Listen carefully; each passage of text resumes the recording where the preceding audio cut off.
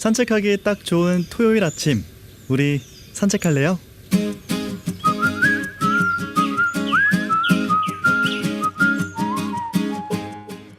우리는 흔히 독서를 새로운 세계를 만나는 일이라고 합니다. 책은 틀에 박힌 나의 생각을 깨뜨리고 경험해보지 못했던 세계, 먼 옛날로 안내하죠. 우린 거기서 모든 걸 잊어버릴 만큼 즐거운 책을 만나 몰두할 수도 있고요. 내가 알지 못했던 것들을 배우기도 합니다. 그렇게 우린 잠시 동안 모든 번뇌를 끊고 휴식을 취하기도 하고요. 좁았던 나의 생각, 지식, 감정을 넓혀가기도 하죠. 나와 또 다른 세상을 잇는 책, 그 사이를 걸어가 봅니다. 여러분과 함께하는 55번째 산책입니다. 안녕하세요. 우리 산책할래요의 새 산책지기. 저는 아나운서 서유원입니다.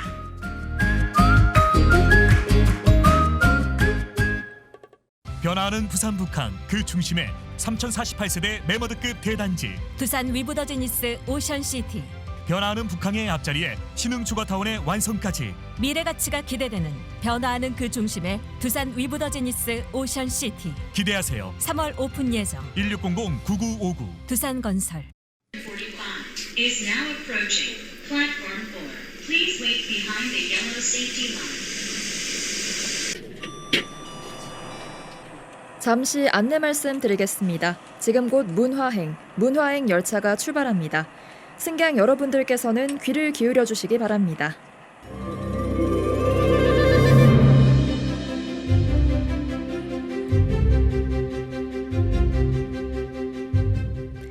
안녕하세요. 오늘부터 우리 산책할래요의 새 산책지기가 된 아나운서 서유원입니다. 네, 서정모 아나운서가 개인적인 사정으로 잠시 자리를 비우게 되면서 제가 이 자리를 맡게 됐습니다. 그만큼 더 책임감을 느끼기도 하지만 그에 앞서 토요일 아침 여러분을 이렇게 만날 수 있다는 생각에 기쁘고 또 설렙니다. 여러분과 함께하는 이 산책길 앞으로 잘 부탁드리겠습니다. 그럼 문화행 열차를 타고 2월 18일 토요일 아침 우리 산책할래요? 힘차게 시작해 볼게요. 문화가 있는 곳으로 달려가는 문화행 열차. 오늘 목적지는 책 원북원 부산인데요. 지난 8일 올해 책 선정을 위한 2023년 원북 후보 도서가 발표됐습니다. 이제 이 책들 중에서 부산 시민분들의 투표를 거쳐서 부문별 최종 한 권을 뽑게 되는데요.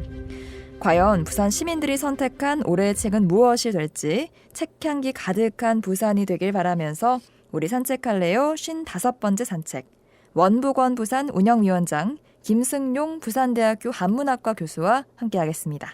교수님 안녕하십니까? 예, 안녕하세요. 반갑습니다. 네, 반갑습니다. 먼저 우리 산책할래요 청취자분들께 인사 부탁드릴게요. 예, 원북 원부산 운영위원장을 맡고 있는 부산대 한문학과 김승용 교수입니다. 네.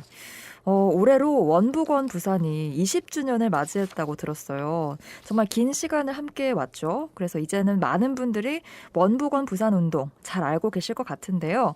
그래도 아직 혹시 모르시는 분들도 있을 수가 있기 때문에 먼저 원북원 부산 어떤 사업인지 설명 부탁드릴게요. 그 이름에서 보듯이 원북 원부산이죠. 그러니까 네. 부산에서 책 한 권을 선택해서 읽는 프로그램입니다. 네. 2004년부터 그 책 읽는 부산, 생각하는 시민, 토론하는 사회를 만들기 위해서 그 부산시 교육청과 부산시가 주최하고 또 부산시 공공도서관이 주관하는 독서 생활화 사업입니다. 네. 부산 시민이 함께 읽고 책으로 하나 되는 부산을 위해서 매년 부문별로 한 권의 책을 선정해서 행사를 진행하고 있어요. 올해는 원북 원부산이 한 20주년이 됩니다. 오래됐죠. 네. 이를 기념하기 위해서 이제 기존의 어린이, 청소년, 일반 도서 3종 선정해서 부산 도서를 추가해서 총 4종의 원북을 선정하게 됩니다. 네, 원북원 부산은 이제 부산시 교육청과 부산시가 주최하고 부산시 공공도서관이 주관하는 범시민 독서 생활화 사업이라고 정리를 해볼 수가 있겠습니다. 예. 올해로 20주년을 맞이했고요. 그렇다면 원북이 어떻게 선정되는지가 좀 궁금하거든요. 그 과정을 좀 설명해 주실까요? 대단히 투명하고 엄정하게 진행이 됩니다. 네. 올해 원북을 선정하려면은 사실 작년에 전년도부터 도서 선정위원회를 구성해서 오. 후보 도서를 준비해 옵니다. 네. 매달 한 10여 종 또는 15종 이상을 갖다 후보 도서로 올리고요. 뿐만 아니라 시민들이나 독서 관련 단체 등의 추천 도서, 또 공공도서관에서도 사실 그 이달의 책이라고 해서 추천하는 프로그램이 있습니다. 그래요. 이 부분들을 다 모두 취합을 합니다. 그래서 모두 한 500여 권을 출연하고요. 와. 그다음에 원북 원부산 운영위원회에서 110권, 59권, 30권, 12권을 이렇게 단계별로 압축합니다. 대단히 치열하게 논쟁을 하고 투표를 진행합니다. 네. 그래서 후보도서 12권을 이제 선정한 상태에서 이제는 시민들에게 이제 투표를 의뢰해서 올해의 원북을 선정하게 됩니다. 네, 정말 치열한 과정을 거친다고 볼 수가 있겠네요. 네, 2023년 원북 후보 도서는 어린이, 청소년, 일반, 그리고 올해는 특별히 20주년을 맞아서 부산 도서가 추가가 됐습니다. 이렇게 총 4개 부문에서 12권의 책이 후보에 올랐는데요. 아무래도 12권이나 되다 보니까 좀 시간 관계상 짧게 소개를 이어가도록 할게요. 일단은 어린이 부문부터 살펴보겠습니다. 이수용 작가의 6분 소설가 하준수, 김아요 작가의 거짓말의 색깔, 그리고 김효은 작가의 우리가 케이크를 먹는 방법, 이렇게 3권의 책이 후보에 올랐어요. 각각 어떤 책인지 소개 부탁드릴게요. 예, 어린이 부문 그 첫 번째 후보 도서는 6분 소설가 하준수입니다. 우리는 누구나 사실 글을 잘 쓰고 싶어하죠. 맞아요. 예, 하지만 이제 사실 글쓰기는 어려워서 결국에는 나하고 상관없는 것으로 치부는 경우가 많이 있습니다. 네. 하지만 이 책의 주인공 이제 하준수를 본다면 이제 아마도 나도 한번 글쓰기에 도전하고 싶어 이런 생각이 들 것 같아요. 네. 이 주인공인 하준수는 그 작가가 돼서 유명해지려는 아주 원대한 계획을 세웁니다. 준수의 계획은 이래요. 일단 자기가 있는 그 반 아이들에게 네. 6분 만에 소설을 써줘요. 재주가 있는 친구죠. 이 소설에 이제 아이들이 감동해서 소문을 내면 요즘은 네. 입소문이죠. 자기의 이야기가 널리 퍼져서 이제 출판사에서 연락이 올 거고 또 그때까지 자기가 쓴 소설로 책을 낸다는 꿈을 가지고 있습니다. 그런데 사실 세상에 자기 뜻대로 되는 경우는 거의 없죠. 그래서 글을 쓸 때 계획대로 이제 잘 안 되었습니다. 네. 처음으로 이제 반에서 써준 소설이 웃음거리가 됐고 또 두 번째로 쓴 거는 오해를 받아서 싸늘한 시선을 받게 되죠. 사회는 냉정합니다. 하지만 준수는 이제 좌절의 과정도 있었지만 끝내 이제 재치 있는 글솜씨를 발휘해서 인정을 받고 책을 출판하게 됩니다. 와, 그래서 네. 어려운 과정에도 포기하지 않고 글을 써내는 이제 준수의 모습을 보면서 어린이로서는 좀 글쓰기 매력에 푹 빠지게 되지 않을까라고 생각하고 있습니다. 네. 6분 소설가 하준수, 정말 많은 사람들이 글을 잘 쓰고 싶어 하죠. 근데 참 어려운 게 사실인데 결국은 해내는 준수의 모습에서 정말 감동을 받을 수 있을 것 같습니다. 그 일반 도서 선정하는데 제가 직접 참여를 했을 때 네. 글쓰기에 관한 책들이 참 많이 나왔었습니다. 그래요? 그러니까 어린이들도 되게 네. 이 글쓰기 이 부분들에 대해서 관심을 갖고 있는 것 같습니다. 두 번째 후보 도서는 거짓말의 색깔입니다. 제목이 좀 재미있죠. 네. 양치기 소년 이야기를 아시죠? 네네. 흔히 양치기 소년 이야기에서 이제 거짓말을 한 행위가 나쁘다는 것에 초점을 맞추잖아요. 네. 그런데 이걸 관점을 바꿔서 왜 양치기 소년은 거짓말을 했을까라는 쪽에 초점을 맞출 수도 있을 것 같아요. 그래서 이 거짓말의 색깔이라는 책은 거짓말을 다른 관점에서 바라볼 수 있게 만들어 줍니다. 이 책에는 그 거짓말을 누가 거짓말을 하는지를 알아보는 지온이라는 친구가 나오고요. 네. 또 거짓말을 할 수 없는 미나가 나옵니다. 또 거짓말을 쉽게 하는 소혜가 등장해요. 그러니까 소혜는 귀엽고 다정해서 아이들에게 인기가 많아요. 하지만 지온한테는 소혜가 입을 열 때마다 다 보이죠. 거짓말하는 게. 그러네요. 그때 미나는 이제 거짓말을 못해서 오히려 거짓말을 잘하는 소혜에게 찍혀서 왕따를 당합니다. 지온은 이런 미나를 감싸면서 서로의 비밀을 알게 되고요. 그래서 거짓말 때문에 여러 사건을 겪으면서 그 거짓말이 나쁘다고만 생각했던 지온이 조금씩은 다른 생각을 이제 가지게 되는 과정을 그리고 있습니다. 그래서 네. 이들에게서 우리가 무조건 나쁘다는 생각에서 거짓말에 담긴 사람의 마음을 읽을 수 있는 이 계기를 이 책은 제공해 준다고 볼 수 있습니다. 네, 거짓말의 색깔은 거짓말을 좀 다른 관점에서 바라볼 수 있게 만들어주는 책이라고 볼 수가 있겠네요. 세 번째 후보 도서는 우리가 케이크를 먹는 방법이에요. 이건 나눔에 관한 이야기입니다. 사실 나눔이라는 말은 아름다운 일이고 미덕이지만 네. 매우 어려운 일이죠. 맞습니다.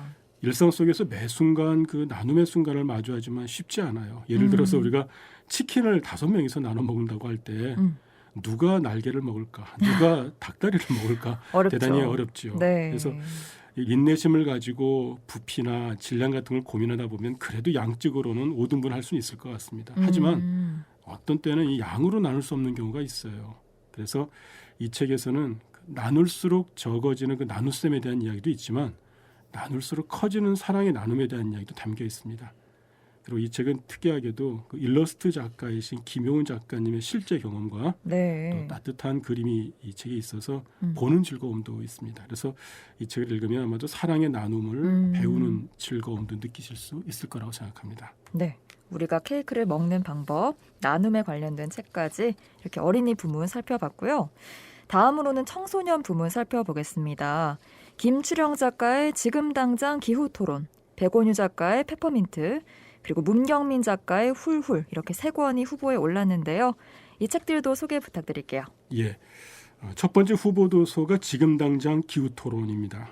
지금 최근 우리 삶에서 떼놓을 수 없는 주제가 바로 기후변화, 환경 문제죠. 네.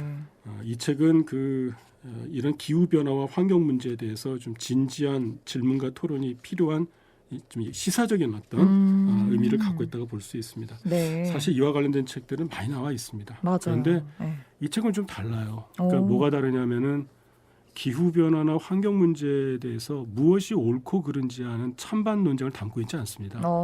사실 이 찬반 논쟁은 명쾌해 보이긴 하지만 어떤 중요한 문제를 놓치거나 단순화할 위험이 있습니다. 그래서 옳고 그름을 따지는 대신에 이 문제들에 얽혀 있는 그 당사자들의 이야기, 삶의 얘기를 들려줍니다. 지금 당장 기후토론, 흑백 논리에서 벗어나서 다양한 관점을 볼 수가 있는 책입니다. 그리고 두 번째 후보 도서는 페퍼민트입니다. 네. 코로나19 팬데믹을 지금 끝머리를 지나가고 있죠. 그렇죠. 저희가. 그래서 질병과 돌봄이라는 주제에 대한 관심이 좀 높아지고 있는 상황인데요. 이 페퍼민트는 바로 이것을 다루고 있습니다. 이 작품 속에는 전염병으로 인해서 식물 인간이 된 어머니가 등장을 하는데 그 어머니를 매일 간병하느라고 자기의 삶을 잃어버린 고등학생인 시안이라는 학생이 나옵니다. 네. 또 이런 학생과 다르게 아주 평범한 고등학생의 삶을 사는 혜원이라는 친구도 등장하죠. 둘은 굉장히 친했어요. 그런데 전염병의 확산으로 발생한 어떤 사건을 계기로 멀어지게 됩니다. 그렇군요. 그러다가 이제 우연한 계기로 한 6년 만에 이 둘이 재회를 합니다. 그때 이 시아는 힘든 자신과는 달리 평범한 삶을 누리고 있는 혜원에게 좀 편안한 삶이겠죠. 복잡한 감정을 느끼게 됩니다. 좀 복잡하죠. 네. 작가가 섬세한 문체로 그려낸 이 두 친구의 갈등과 딜레마. 사실 이 안에는 두 친구 밑에 깔려 있는 돌봄, 죽음, 또 용서와 화해라고 하는 좀 큰 문제를 다루고 있습니다. 그래서 우리의 마음을 좀 뭉클뭉클하게 만드는 그런 소설이라고 볼 수 있습니다. 네, 페퍼민트. 정말 시안의 입장도 충분히 이해가 되고 혜원의 입장도 충분히 이해가 된다. 이런 생각이 들었습니다. 다음 도서 살펴볼까요? 예, 세 번째 후보 도서는 훌훌입니다. 우리가 훌훌 털어놓다라는 훌훌이죠. 또는 훌훌에는 그 입양은 되었지만 이내 버려지는 청소년 유리가 등장합니다. 유리를 입양한 어머니가 그 유리를 할아버지에게 버려놓고 집을 떠나요. 그래서 유리라고 하는 친구는 할아버지와 함께 살면서 어떻게든 그 대학도 진학하고 또 집을 떠나서 불행했던 가정사를 털고 훌훌 털고 새로운 삶을 살고 싶어 하죠. 그래서 훌훌. 예, 그렇습니다. 매일 그 자신의 독립계획을 되새기지만 자기를 입양했다가 버린 어머니가 또 갑작스럽게 죽었고 그거를 알게 되면서 계획은 틀어지게 됩니다. 네. 또 죽은 어머니가 남긴 동생이 있었어요. 연우가 집에 새 식구로 들어오는 거죠. 참 복잡하죠. 자, 엄밀히 말하면 피 한 방울 안 섞여 남이라고 할 수 있는 연우에 대해서 유리는 도대체 어떻게 돼야 될지 이제 갈피를 잡지 못합니다. 그러니까 삶도 달랐고 여러 가지 면에서 근데 어떤 한 공간에 놓이면서 이 둘 사이에 처음에 놓여졌던 그 마음의 벽이 이제 허물어지고 나중에는 단절을 원했던 유리가 이 새로운 사람과 관계를 맺으면서 자기의 상처를 치유하는 겁니다.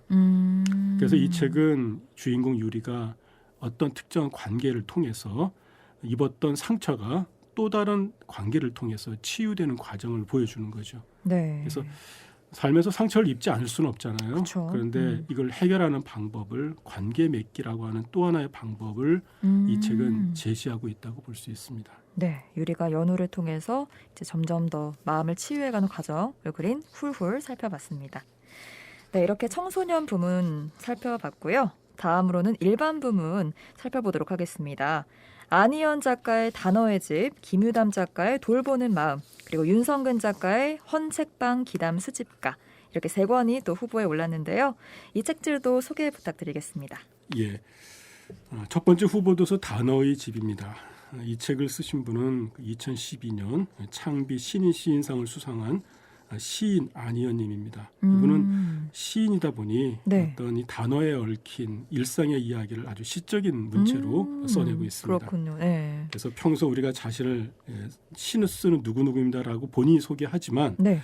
여기서는 단어 생활자라고 읽었습니다. 단어 재밌죠? 생활자요. 단어로 생활하는 사람이라는 뜻이죠. 그래서 일상 속에서 단어가 어떻게 다가오는지를 보여줘요. 그래서 네. TV를 켜놓고 요리하다가 혹은 길을 걷다가 간판을 보면 들어오는 단어들, 또 갑자기 나의 삶에 끼어들어 주변을 물들이는 그 단어들로 내가 갑자기 멈칫멈칫한다 그러면서 이런 표현을 씁니다. 주변에 흩뿌려진 단어들을 줍는다. 대단히 시적이죠. 너무 시적이네요, 예. 정말. 책 속의 문장이나 또 영화의 한 장면 등에서 발견한 단어들이 시인의 시각으로 재탄생이 되는데요. 네. 그래서 어떤 생소한 단어들 여러 가지가 있어요. 그런데 이것들을 다 시적인 해석, 또 일상의 상황을 더해서 네. 이 단어를 통해서 삶을 들여다볼 수 있는 그런 여유를 주는 책이라고 볼 수가 있습니다. 아, 그렇군요. 단어의 집, 안희연 시인이 지은 책인데요. 단어 속에서 삶을 들여다볼 수 있는 책이라고 정리를 해볼 수가 있겠습니다. 두 번째 후보도서는 돌보는 마음입니다. 앞서 우리가 페퍼민트라는 책에서 우리가 돌봄에 대한 얘기를 좀 나눴었는데요. 네네. 뜻밖에도 이번에는 그 돌봄이라는 주제가 이 선정위원회를 통해서 많이 왔습니다. 그래서 이게 확실히 이 사회의 어떤 상황과 이 책이 선정되는 과정에 어떤 함수 관계가 있구나 라는 생각을 하게 됩니다. 이 책을 쓰신 분은 2016년 그 서울신문 신춘문예를 통해 활동을 시작한 김유단 작가인데요. 네. 단편 소설집입니다. 이 안에는 청소년, 노년, 워킹맘 등 각계각층의 여성의 시선으로 돌보는 마음을 보여줍니다. 표제작으로 돌보는 마음, 이걸 이제 아마 책 제목으로 낸 소설이 있는데요. 네네. 여기는 워킹맘 미연이 등장합니다. 네. 가정과 사회에서의 돌봄에 대한 얘기를 한번 환기를 시키는데, 아이를 낳고 복직을 했는데 직장에서는 뭐 다 아시다시피 고객 응대 업무를 해서 감정 노동을 하죠. 근데 이걸 거부하는 부하 직원도 있고 또 네. 친절을 강요하는 고객이 나타나고 이를 중재하느라고 힘든 시간을 보냅니다. 또 집에서는 본인도 아이를 키우고 있으니까 베이비시터를 고용하고 관리하는 일도 참 힘겨워합니다. 네. 참 편치 않죠. 이게 특이한 상황은 아니라고 저는 생각을 합니다. 특히 여성을 다루는 수많은 어떤 드라마든 주제든 책이들 보면 이런 문제들이 늘 나오는데 결국에 이 해결은 누가 할 것인가라는 늘 문제는 던져지죠. 네. 어쨌든 이 책은 그런 문제를 던지지만 우리 삶 속의 돌봄은 어떤 모습이어야 될지를 좀 다시 한번 환기시켜 줍니다. 네. 돌보는 마음. 과연 우리 삶의 돌봄은 어떤 모습이어야 할지 생각을 해보게 하는 책입니다. 다음 후보도서 설명해 주시죠. 예, 세 번째 후보도서는 헌책방 기담 수집가입니다. 제목을 보시면 헌책방에서 기담을 수집하는 사람에 관한 이야기죠. 네. 저자인 그 윤성근님은 그 잘 다니던 그 IT 회사를 그만두고 헌책방에 취직합니다. 그래서 이곳에서 일하면서 우연히 손님의 책을 찾아주게 되고 그 책에 담긴 사연과 애틋한 마음을 알게 됩니다. 또 이제 절판된 책을 찾는 손님들이 있어요. 그 왜 그럴까라는 걸 고민하게 되죠. 네. 그래서 이후에는 본인이 이상한 나라의 헌책방이라는 작은 가게를 운영하면서 사연을 들려주면 책을 찾아주는 일을 합니다. 또 절판된 책을 찾아주기도 하고 또 책값이나 사례비를 받기 미안해서 오히려 책을 찾게 된 그 사연이 무엇인지 이런 걸 하나하나 주워 모으는 작업을 하죠. 네. 그래서 이 사연을 모아서 사랑이나 가족, 기담, 인생이라는 테마로 이 책으로 엮었습니다. 네. 헌책방 기담 수집가에는 사연을 듣고 책을 찾아주는 에피소드들이 수록이 돼 있습니다. 이렇게 일반 부분까지 살펴봤습니다. 다음으로는 원북원 부산 20주년 기념으로 신설된 부산도서 부문 살펴볼게요. 개인적으로는 다른 책들과는 달리 제목부터 좀 친근한 느낌이 들던데요. 일단 박진명 작가의 망치질하는 어머니들, 깡깡이 마을 역사여행, 박훈아 작가의 부산에 살지만, 그리고 오선영 작가의 호텔 해운대입니다. 이 책들도 소개 부탁드릴게요. 예, 이 세 책은 이번에 특별히 원북원 부산 20주년을 맞이해서 선정 후보로 올린 네. 작품들입니다. 네. 첫 번째로는 이제 망치질하는 어머니들 깡깡이 마을 역사 여행입니다. 부산에서 태어나 살고 있는 그 시인이자 지역 활동가세요. 저자는 박진명님인데요. 영도구에 있는 깡깡이 마을에 대한 이야기를 김민정 작가의 그 수채화 그림과 함께 담았습니다. 혹시 영도하면 뭐가 떠오르시죠? 영도 하면 관광지로 많이 생각하시고 좋은 태종대 카페가 막 생각하시죠. 생각이 나는데. 카페요. 근데 여기는 깊은 역사가 있는 곳입니다. 자, 왜 깡깡이 마을이라는 이름이 됐는지도 이제 이 책을 보면 알 수 있는데요. 오, 네. 깡깡이 마을에 이제 일본인과의 교육을 통해서 이 배를 만드는 조선소가 생기기 시작합니다. 규모가 작은 깡깡이 마을은 배를 수리하는 조선소로 발전했고 여성 노동자들이 배를 수리할 때 망치질을 하게 되는데 네. 그 소리가 깡깡 울려서 깡깡이 마을로 불리게 되었대요. 아, 그렇군요. 예. 네. 우리가 생각할 때 근데 배를 수리하는 사람이 남성일 것 같죠. 근데 보통은 그렇죠. 예. 당시 생계를 책임진 여성들이 배 표면에 붙은 그 조개나 따개비, 녹 같은 것들을 이제 망치와 끌로 때려가지고 떼어내는 작업을 했다고 합니다. 그 여성들의 삶이 얼마나 고단했을지 짐작이 가시죠. 네. 이들뿐만이 아닙니다. 우리 자갈치 시장 잘 아시는 분들, 또 섬유 공장, 신발 공장 등에서 일했던 여성 노동자들이 네. 이 시기에 많은 일을 했다고 하니 참으로 당시의 여성들이 치열한 삶을 사셨다는 생각이 듭니다. 그러네요. 예. 시간이 흘러서 이제 깡깡이 마을을 찾는 배나 사람은 줄었지만 현재는 이제 독특한 그림과 작품들로 이제 마을이 변화하고 있죠. 예술 마을이 됐잖아요. 네, 네. 그래서 이 책은 이제 깡깡이 마을의 역사와 경제 성장의 숨은 일꾼이셨던 여성 노동자의 삶을 감동적으로 펼쳐내고 있습니다. 그래서 실제 이쪽을 가면 해상 투어가 있어서 이제 깡깡이 마을을 유람선을 타고 돌아볼 수도 있고요. 마을 투어를 신청하면 아마 깡깡이 마을에 대한 해설사 얘기도 들을 수 있습니다. 그래서 혹시 이 책을 읽어보시고 네. 생각이 나시면 한 네. 번쯤은 직접 방문해 보시는 것도 좋으리라 생각을 합니다. 네, 우리 청취자분들도 깡깡이 마을 한번 방문해 보시는 게 좋을 것 같습니다. 예, 네, 두 번째 후보 도서 설명해 주시죠. 예, 후보 도서는 부산에 살지만이라는 책입니다. 이 책은 한국문학 현대비평을 전공하시는 그 경성대학교 국문과 교수로 계신 박훈아 교수님이 쓰신 책입니다. 그러니까 부산을 좀 문화적 관점에서 바라보고 있는데요. 재밌을 것 같아요. 네. 이 구어체로 쓰여 있어서 강의를 듣는다는 느낌이 듭니다. 그리고 그래서 이제 어렵지 않고 좀 재미있게 좀 읽을 수 있을 것 같습니다. 네. 사실 부산은 많은 역사적 경랑을 거쳐서 현재에 이르렀고 또 여기에 더해서 도시로서의 연륜이 사실 매우 짧아요. 왜냐하면 겨우 한 100여 년 정도 시간이 걸렸거든요. 네. 또 부산을 갖고 온 사람들이 또 대다수가 타 지역에서 온 이주민들입니다. 그래서 이처럼 이질적인 문화들이 가진 여러 가지 섞여 있는 지금의 부산, 이 색깔이 얼마나 다채로울지를 알 수 있는 책이라고 볼 수 있습니다. 한 가지 예를 들어 드릴게요. 네. 부산만의 독특한 문화가 그 야구 응원이죠. 야구. 부산 사람인가 아닌가를 이제 야구죠. 구분하는 예. 것 중에 야구 응원이었죠. 그래서 사직 운동장에만 가더라도 이게 비닐봉투 응원하고 이제 아주라 문화라는 게 있습니다. 혹시 아세요? 이게? 저는 부산 사람이 아니라서 아직은 잘. 예, 비닐봉투 응원은 원래 쓰레기 수거용으로 배부되던 그 비닐봉투를 네. 응원도구로 만들어 사용하는 창의적인 발상이죠. 그건 귀엽더라고요, 정말. 예. 예.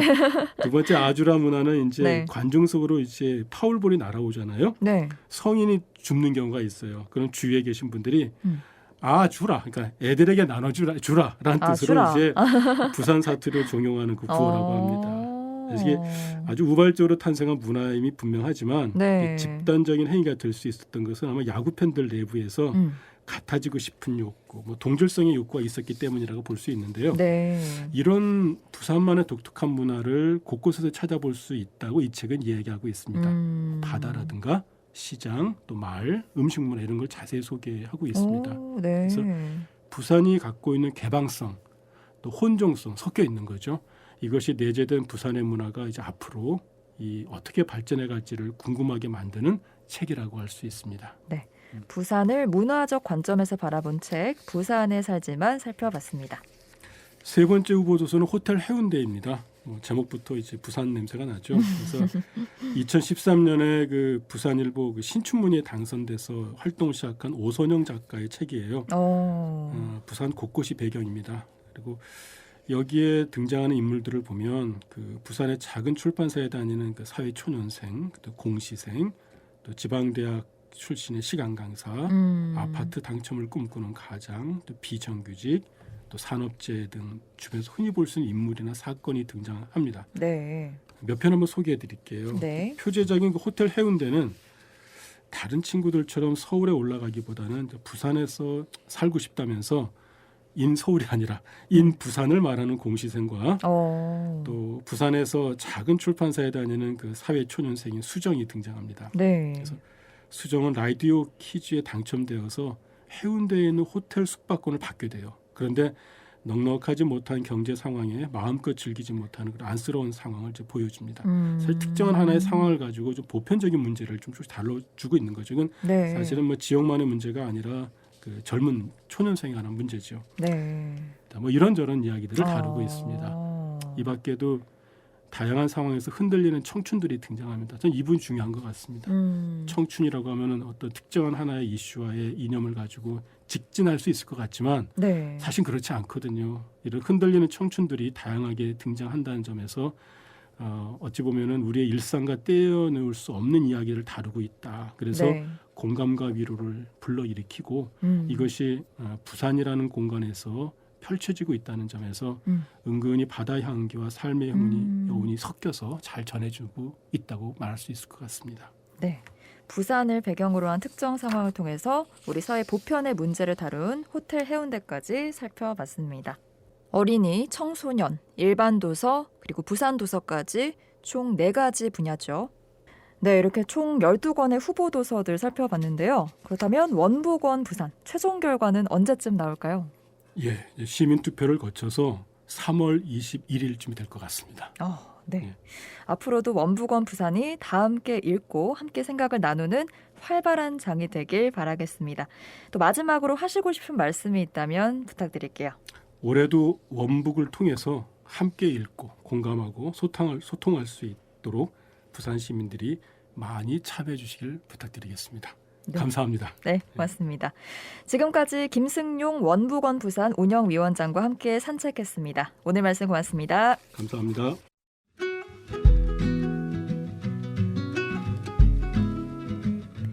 네, 우리 산책할래요. 오늘은 2023 원북원 부산 후보도서 소개해드렸는데요.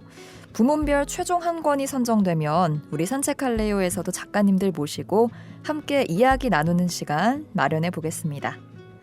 그럼 저는 다음 주 토요일 8시 5분 56번째 산책길에서 먼저 기다리고 있을게요. 지금까지 아나운서 서희원이었습니다. 여러분 고맙습니다.